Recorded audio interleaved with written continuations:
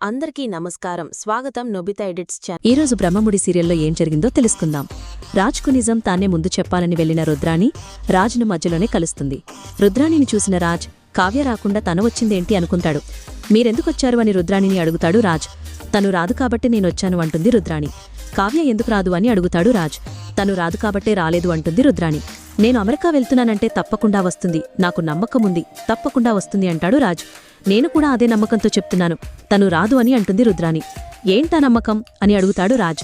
తను నిన్ను ఫేస్ చేయలేదు కాబట్టి రాదు అంటుంది రుద్రాణి. ఎందుకు ఫేస్ చేయలేదు అని అడుగుతాడు రాజ్. నిజం బయటపడుతుంది కాబట్టి అని అంటుంది రుద్రాణి. ఏంటా నిజం అని అడుగుతాడు రాజ్. అది నేను చెప్పలేను రామ్ అంటుంది రుద్రాణి. అబ్బా, మీ అందరికీ ఏమైందండి? అందరూ ఏదో నిజముందంటారు, ఏంటా నిజమంటే ఎవరూ చెప్పరు, ఎందుకు? అయినా మీరిప్పుడిక్కడికెందుకు వచ్చారు చెప్పండి అంటాడు రామ్. నిన్ను ఆపడానికి, నువ్వు కావ్యాన్ని వదిలేసి ఇలా వెళ్లడం నాకిష్టం లేదు అంటుంది రుద్రాణి. అయితే మీరే ఉండండి, నేను వెళ్ళిపోతాను అంటూ రాజ్ వెళ్ళిపోతూ ఉంటే, కళావతి కడుపుతా ఉంది రామ్ అని రుద్రాణి గట్టిగా అరుస్తుంది. అది విని రాజ్ షాక్కి గురి అయ్యి, ఏంటండి మీరు చెప్పేది అంటాడు రామ్. అవును, నేను చెప్పేది నిజం రామ్. ఇన్ని రోజులు నువ్వు తన వెంట పడుతున్నా నీ ప్రేమను ఒప్పుకోకపోవడానికి కారణం తను ప్రెగ్నెంట్ కాబట్టి ఒప్పుకోలేదు అంటుంది రుద్రాణి. అంతలో అక్కడికి కావ్య వచ్చి, ఏమండి మీతో ఒక విషయం చెప్పాలి అంటుంది. నువ్వు ప్రెగ్నెంటా అని అడుగుతాడు రాజు. కావ్య ఆ మాట వినగానే షాక్ అవుతుంది. నన్ను క్షమించు కళావతి, రామును ఆపడానికి నిజం చెప్పక తప్పలేదు అంటుంది రుద్రాణి. సడన్గా రాజ్ గట్టిగా నవ్వుతూ, దీని మొత్తానికి సూత్రధారి ఎవరు, మీరేనా? అయినా మీరు కడుపుతో ఉన్నారంటే నేను ఎలా నమ్ముతాననుకున్నారు అంటాడు రాజ్. ఊరి తింగరుడా, నేను చెప్పిందంత అబద్ధం అనుకుంటున్నావేంటి అని రుద్రాణి తన మనసులో అనుకుంటుంది. జోక్ అదిరిపోయిందండి, నవ్వలేక చచ్చిపోయాననుకోండి. అయినా అలాంటి ప్రాంక్ వేరే వాళ్ళ మీద వేసి ఉంటే నమ్మేవాడేమో. మీరేంటో మీ క్యారెక్టర్ ఏంటో తెలిసి కూడా పెళ్లి కాకుండానే మీరు కడుపుతో ఉన్నారని చెప్తే నమ్మడానికి నేను పిచ్చోడ్ననుకుంటున్నారా అని అంటాడు రాజ్. అయ్యో రామ్గారు, నమ్మండి నేను చెప్పేది. నేను ప్రెగ్నెంట్ని. మీకు దూరంగా ఉండడానికి, మిమ్మల్ని పెళ్లి చేసుకోకుండా ఉండడానికి కారణం కూడా ఇదే. నేను తల్లిని కాబోతున్నాను. ఇక నమ్మడం నమ్మకపోవడం మీ చేతుల్లో ఉంది అంటూ కావ్య అక్కడి నుండి వెళ్ళిపోతుంది. కళావతి గురించి నువ్వు బాగా అర్థం చేసుకున్నావు కదరా. తను ఏడుస్తూ చెప్పినా ఇంకా నమ్మవా? తను కడుపుతో ఉంది, త్వరలోనే ఒక బిడ్డకు జన్మనివ్వబోతోంది. ఇది నువ్వు నమ్మలేని నిజం అంటూ రుద్రాన్ని వెళ్ళిపోతుంది రాజ్. ఆలోచిస్తూ తల తిరిగినవాడిలా కింద పడబోతూ కారుని పట్టుకుంటాడు. రాజ్ అక్క నుండి ఆపన్న ఇంద్రాదేవిల వద్దకు వస్తాడు. ఏంట్రా బయటికి తీసుకొచ్చావ్ అని ఇంద్రాదేవి అడుగుతుంది. అసలు ఏంటి నాన్నమ్మ ఇది? ఏం జరుగుతుందిక్కడ? రుద్రాణి గారేంటి కళావతి ప్రెగ్నెంట్ అంటున్నారు, కళావతి గారు కూడా అదే నిజమంటున్నారు. నాకు ఏమీ అర్థం కావడం లేదు. కళావతి గారికి పెళ్లి కాలేదు కదా, తనకు ప్రెగ్నెన్సీ రావడమేంటి? చెప్పు నానమ్మ, ఇదంతా అబద్ధం కదా. నన్ను పెళ్లి చేసుకోవడం ఇష్టం లేక కళావతి గారు అబద్ధం చెబుతున్నారు కదా. మీరు చెప్పకపోయినా నేను అర్థం చేసుకోగలను నానమ్మ. నాతో తనకు పెళ్లిష్టం లేకే, తన చుట్టూ నచ్చకే ఇలా రుద్రాణి గారిచే తను ప్రెగ్నెంట్ అని చెప్పించుంటుంది. తను నేను అసహించుకుని దూరంగా వెళ్ళిపోవాలని మీతో ఇలా నాటకం ఆడించుంటుంది. అంతే కదా నానమ్మ? చెప్పండి నానమ్మ. అరే, అడుగుతూ ఉంటే ఇలా సైలెంట్గా ఉంటారేంటి? మీరైనా నిజం చెప్పండి నానమ్మ. నేను ఊహించినట్టే ఇదంతా అబద్ధమని చెప్పండి అని రాజ్ అంటాడు. రాజ్ మాటలు విని అపర్ణ, ఇంద్రాదేవి షాక్కి గురి అవుతారు. అవి అబద్ధం కాదు రామనవడా, నిజమే. కళావతి ఇప్పుడు కడుపుతో ఉంది అని ఇంద్రాని రాజ్తో అంటుంది. ఏంటి నానమ్మ, నాతో జోక్స్ చేస్తున్నారా అని అడుగుతాడు రాజ్. నీతో మేమెందుకు జోక్స్ చేస్తాం నానా? అత్తమ్మ చెప్పింది నిజమే. ఆ రోజు నువ్వు ప్రపోజ్ చేసినప్పుడు నీతో పెళ్లి వద్దు అనడానికి కారణం కూడా తన కడుపులో పెరుగుతున్న బిడ్డే అని అంటుంది అపర్ణ. ఆ విషయం నీతో ఎలా చెప్పాలో అర్థం కాక కళావతి నీతో ఇష్టం లేనట్టు ప్రవర్తించింది. నిన్ను మోసం చేయడం ఇష్టం లేక నువ్విష్టమున్నా నిన్ను దూరం పెట్టింది. కానీ నువ్వు ఇలా శాశ్వతంగా దూరం వెళ్ళిపోతున్నావని తెలిసేసరికి ఇక నీకు నిజం చెప్పకుండా ఉండలేకపోయింది అంటుంది ఇందిరాదేవి. అంటే మీకీ విషయం ముందే తెలుసా అని అడుగుతాడు రాజ్. తెలుసు, టైం చూసి నీకు నిజం చెబుదామనుకున్నాం కానీ చెప్పాల్సి వస్తుందని అనుకోలేదు అని అంటుంది ఇందిరాదేవి. అది విని రాజ్ అబద్ధమని గట్టిగా అరుస్తూ, అంతా అబద్ధం, మీరందరూ కలిసి నన్ను మోసం చేయాలనుకున్నారు, చేసేశారు అంటాడు రాజ్. రామ్, మేం చెప్పేది కొంచెం విను అంటుంది అపర్ణ. నన్ను ఇంకా అలా పిలవద్దు, మీకు నన్ను అలా పిలిచే అర్హత లేదు. ఇన్ని రోజులు నేను మిమ్మల్ని సొంత కుటుంబంలో ఫీల్ అయ్యాను. ఈ నోటితోని మిమ్మల్ని అమ్మ అని పిలిచాను, మిమ్మల్ని నానమ్మ అని పిలిచాను. కానీ మీరు నన్ను మోసం చేశారు. కొడుకుని ఇలా మోసం చేయాలని ఎందుకు అనిపించిందండి? నన్ను ఇలా మీరు చీట్ చేస్తున్నారని తెలిసినప్పుడు కొంచెం కూడా జాలివేయలేదా అని అడుగుతాడు రామ్. ఏం చెప్పేది విను అంటుంది అపర్. ఏం చెప్తారండి మీరు? నన్ను ఇంకా ఎన్ని రకాలుగా మోసం చేయాలనుకుంటున్నారో చెప్తారా? నేను కళావతి గారిని ఎంతగా ఇష్టపడుతున్నానో మీకు తెలుసు.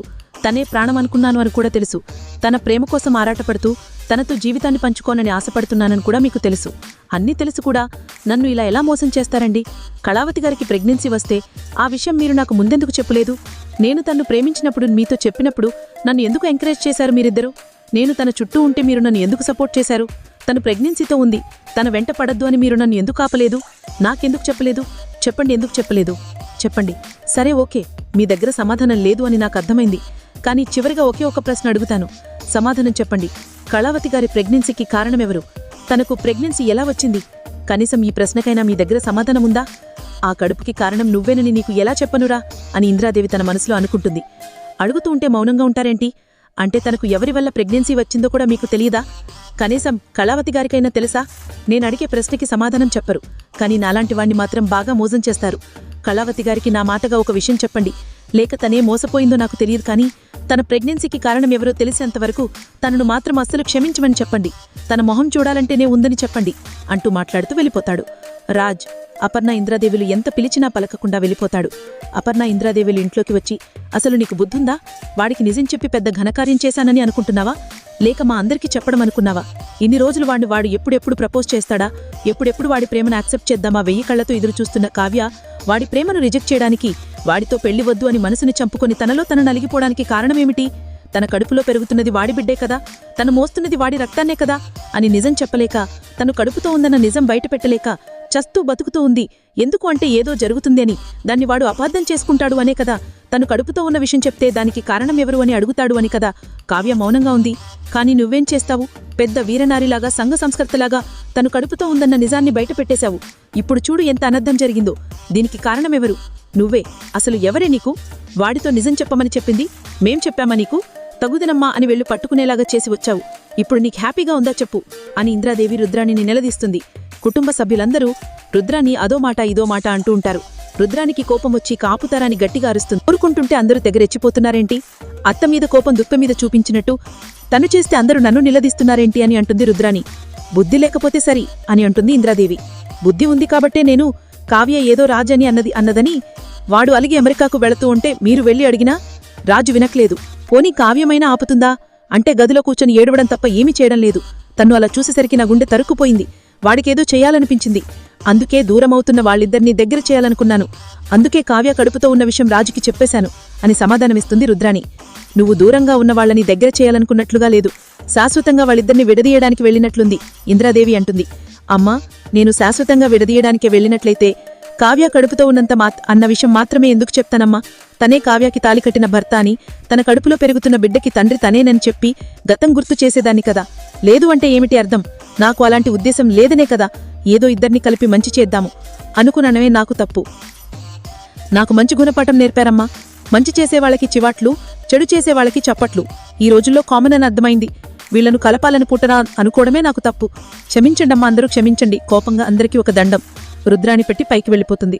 ఇప్పుడేం చేద్దాం అత్తయ్య? వాడు కావ్యని అపార్థం చేసుకుంటున్నాడు. తన కడుపులో పెరుగుతున్న బిడ్డకి తండ్రి ఎవరు అనుకుంటున్నాడు. నిజం చెప్తే కానీ వాడికి అపార్థం తొలగిపోవట్లేదు. కానీ వాడికి నిజం చెప్తే వాడి పరిస్థితి ఎలా ఉంటుందో అర్థం కావడం లేదు. ఏం చేయాలో ఏమీ తెలియడం లేదు అత్తయ్య. ఇక మనం ఏమి చేసినా అపార్థం చేయకుండా చేయలేమత్తయ్య. ఇక జీవితాంతం నన్ను అసహించుకుంటూనే ఉంటారు. ఆయన దృష్టిలో తప్పుడు చేసిన దానిలాగానే మిగిలిపోతాను అని అంటుంది కావ్య. అలా ఎన్ని రోజులు ఉండిపోతావు కావ్య అని ఇంద్రదేవి అని అడుగుతుంది. ఆ దేవుడికి నా మీద జాలి కలిగే వరకు ఇలానే ఉంటానమ్మమ్మ అని కావ్య చెప్తుంది. రాజు ఒంటరిగా ఆలోచిస్తూ కావ్య తను ప్రెగ్నెంట్ అని చెప్పిన విషయాన్ని గుర్తు చేసుకుంటూ బాధపడుతూ ఉంటాడు. అంతలో అక్కడికి యామిని పేరెంట్స్ వచ్చి రాజుని చూస్తూ, ఏంటి బేబీ, అల్లుడిగారు అలా బాధగా ఉంటే ఓదార్చకుండా ఇలా ఉన్నావేంటి అని అంటుంది యామిని. ఇప్పుడు బావ దగ్గరికి వెళ్ళు, ఓదార్చాల్సింది నేను కాదు మీరు అంటుంది యామిని. ఏమంటున్నావు బేబీ అని అడుగుతాడు రఘునందన్. అవును డాడీ, మీరు చెప్పారు కదా ఆ కావ్యరాజు వీబోతే ఇక బావ నీకు రాసిపెట్టి ఉన్నాడువని నమ్ముతాను అని చేస్తాను అని చెప్పారు కదా డాడీ. మీరు వెళ్లి బావతో నా పెళ్లి గురించి మాట్లాడి బావను ఒప్పించండి. ఏంటి అలా ఒకరినొకరు చూసుకుంటున్నారు? చలా ఉంటే నేనేంటి పెళ్లి గురించి మాట్లాడమంటున్నాను అనుకుంటున్నారా? కొన్ని పనులు ఆలోచిస్తేనే జరుగుతాయి, ఇంకొన్ని పనులు ఇలా బాధలో ఉన్నప్పుడు చేస్తేనే జరుగుతాయి. వెళ్ళండి, పెళ్లి బావను ఒప్పించండి అంటుంది యామిని. వైదేహి రఘునందన్ రాజు దగ్గరికి వెళ్లి, అల్లుడుగారు, మనం బాగా నమ్మిన మనిషి మనల్ని మోసం చేస్తే ఆ బాధ ఎలా ఉంటుందో మాకు తెలుసు. కానీ జరిగిపోయిన దాన్ని మనం మార్చలేనప్పుడు దాని గురించి ఆలోచించి బాధపడి ఏం ప్రయోజనం చెప్పండి అంటుంది వైదేహి. నిన్ను మోసం చేసిన వారి గురించి ఆలోచిస్తూ ఉండాల్సిన అవసరమేమిటి? మేమున్నాం. నిన్ను ప్రాణంగా ప్రేమిస్తూ నీకోసం బ్రతుకుతున్న నా కూతురు ఉంది. జరిగిందంతా ఒక పీడకలాని మర్చిపోయి నా కూతుర్ని పెళ్లి చేసుకుని హాయిగా కాపురం చేసుకోండి అంటాడు రఘునందన్. లేదు అంకుల్, నేను యామినిని పెళ్లి చేసుకోను. కళావతి గారిని ప్రేమించాను, తన్ని ఆరాధించాను. ఒక్క మాటలో చెప్పాలంటే తన కోసమే బ్రతికాను. ప్రేమించినప్పుడు ఇష్టపడి విడిపోగానే ద్వేషించడం అనేది నిజమైన ప్రేమ కాదు అంకుల్. తనను అప్పుడు ఎలా ప్రేమించానో ఇప్పుడు అలాగే ప్రేమిస్తాను. ఇకపై ఎప్పుడూ అలానే ప్రేమిస్తూ ఉంటాను. కళావతి గారేంటో తన క్యారెక్టర్ ఏంటో నాకు బాగా తెలుసు అంకుల్. తను నన్ను మోసం చేసి ఉండొచ్చేమో, కాని తప్పు మాత్రం ఎప్పటికీ చేయదు అంకుల్ అని తన గదిలోకి వెళ్ళిపోతాడు. అల్లుడుగారు ఏంటని మోసం చేసిందని తెలిసినా అదే కావాలి అంటున్నాడు. ఆశ మమ్మీ, ఆశ అనేది మనిషికి ఉండే నేచురల్ స్వభావం. పగిలిన అద్దం, విరిగిన మనసు అనేవి మళ్లీ ఒకటి అవ్వడమనేది జరగదు. బావ మనసు ఆల్రెడీ మొక్కలైంది. ఇంకా తప్పు చేశామంటే బావ చచ్చినట్టు నావాడవుతాడు. ఇస్తాను, ఖచ్చితంగా చేస్తాను అంటుంది యామిని. అలా అంటూనే ఒక ఎపిసోడ్ అయిపోతుంది. నెక్స్ట్ ఎపిసోడ్లో రాజ్ తాగి కళావతి కళావతి అని గట్టిగా అరుస్తూ ఇంట్లోకి వచ్చి, నీ కడుపులో బిడ్డకి తండ్రి ఎవరు? బిడ్డకి తండ్రి ఎవరో చెప్పలేవు కదూ? చెప్పలేవంటే యామిని అన్నట్టు తను ఎవరితోనూ అని తప్పుడు మాట మాట్లాడబోతూ ఉంటే అపర్ణ రాజు చెంప పగలగొట్టి, ఎవర్ని పట్టుకుని ఏం మాట్లాడుతున్నావురా? తను ఎవరనుకుంటున్నావు? తను నీవు తాలి కట్టిన నీ భార్య. నీవు నా కొడుకు లాంటివాడివి కాదురా, నా పేరు తెంచుకొని పుట్టిన నా కన్న కొడుకువి అంటూ గట్టిగా అరుస్తుంది అపర్ణ.